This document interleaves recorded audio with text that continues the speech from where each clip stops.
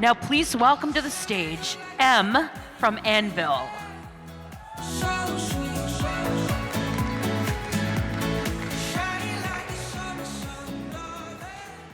Toronto, how we doing? Guys, we have a problem. Well, we have a problem because I can't change the slide. Is this not the slide thing? Nope. Oh, there we go. We got a problem, but we fixed the problem. But we have another problem, and it's a $3 trillion problem.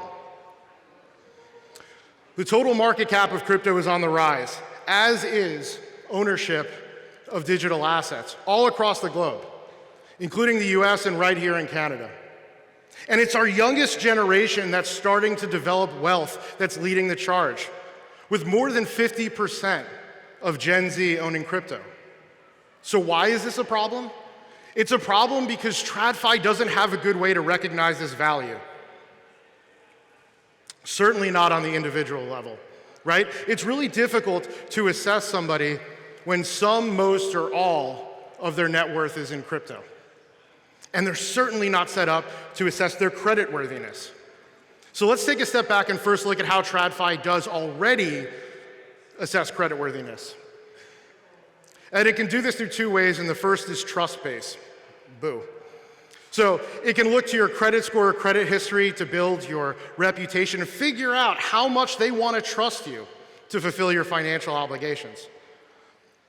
But trust is antithetical to everything that Web3 stands for, right? And for good reason. Just because you met your financial obligations in the past is no guarantee you're going to do so in the future.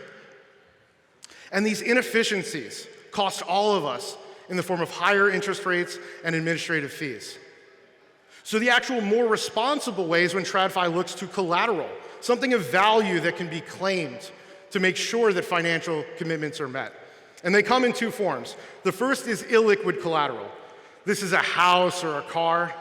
And you'd think that this makes good collateral, but it doesn't in practice, because it costs time and money and resources to repossess and then go resell. And reselling it into a market that's not super accessible. It's hard to extract value out of it.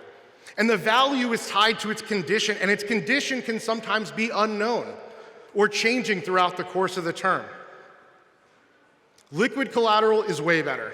These are stocks or money in the bank account, right? But it's hard to secure. They look to change of custody programs, right? Like prepayment or escrow to be able to facilitate this kind of stuff. I mean, think about it. There's no way for me to say, I'm going to give you a line of credit, but that money in your bank account over there, that $500,000, that's reserved for me and for no one else. Do not transfer it and don't promise it elsewhere. It sounds ridiculous because it doesn't exist. There is no good way to handle collateral right now. And the implications of this is we need to modernize the way we think about how we assess creditworthiness and collateral. And the interesting thing is both things that we talked about so far, both the rise in people owning digital assets and the fact that we need to rethink how we handle collateral are linked.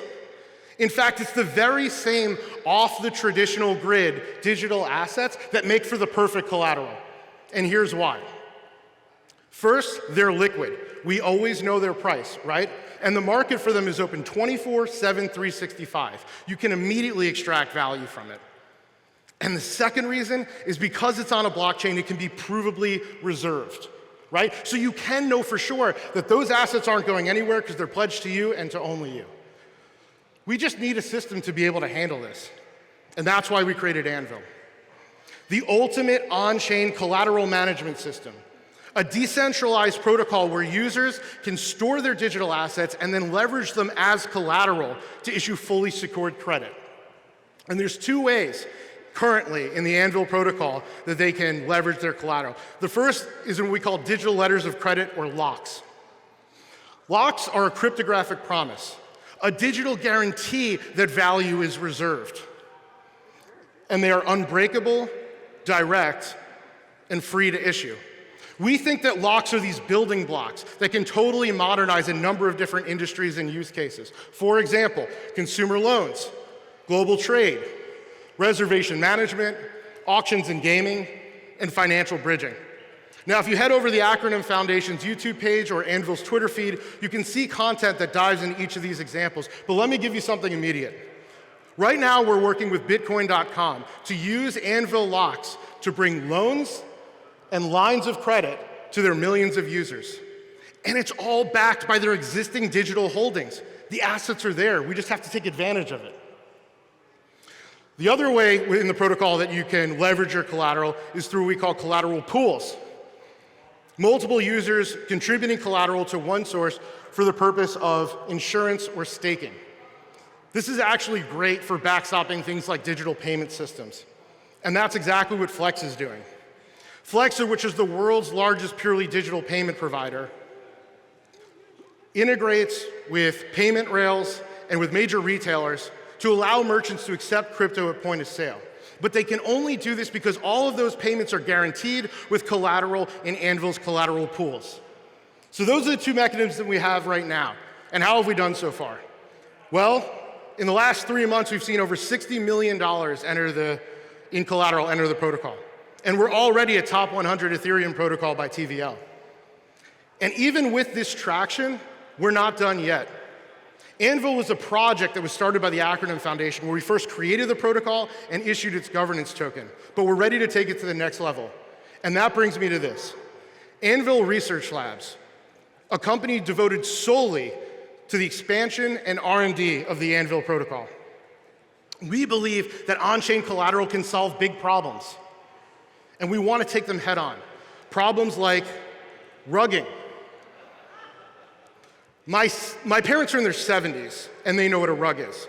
They know almost nothing about what I do or about crypto, but they know about rug pulls because they heard about it on the news. If this industry is to be taken seriously, we have to solve this rug problem, right? It's unbelievable. And it's crazy because this is technology that was built to be immutable and transparent and secure, and yet we still have this problem. But the good news is that on-chain, efficient on-chain collateral can solve for this, and we're building a mechanism to showcase just that. So if in the future, when your project ICOs, people don't need to trust you. Put your money where your mouth is and use Anvil's vesting contracts to prove to the world that there is no way for you to get rugged. Another thing we're going to tackle, self-lending. We believe that the natural evolution of our collateral protocol requires a way to permissionlessly borrow stablecoins against your existing holdings. This is going to give our users the financial flexibility to still hold their assets long-term, but take advantage in the short term.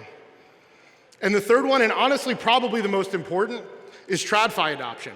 We've always set our sights on this. We talked earlier about why this is so important and so critical to our financial systems. And that's why we're committed to building the tools to make it as easy as possible to integrate with the Anvil protocol. This is why we've been building SDKs.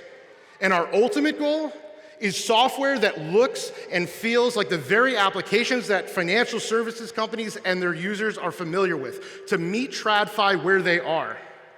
The result of all of this is a unified vision, a single ecosystem where users can store their digital assets and put them to work. If your wallet is the future of your checking account, then Anvil is your savings account, but one that works for you, one that enables you to access lines of credit and loans, and allows you to issue digital promises and earn yield by participating in our staking pools, and even borrow against your own assets.